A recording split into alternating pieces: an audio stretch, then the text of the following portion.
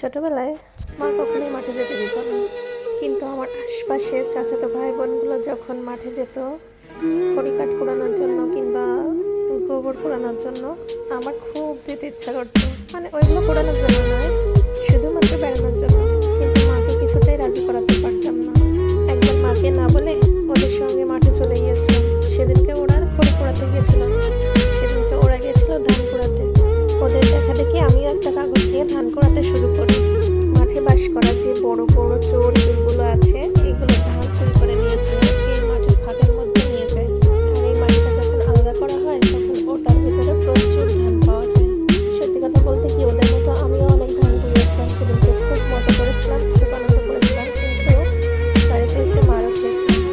যদিও ওটার আমার কোনো দরকার ছিল না, তবুও আনন্দের সাথে ওদের সঙ্গে কুড়িয়েছিলাম। আর আমার সাথে সাথে ওরা আমার কাছে অনেক কথা শুনেছে। আজও সেই কথা স্মৃতিতে গাঁথা আছে।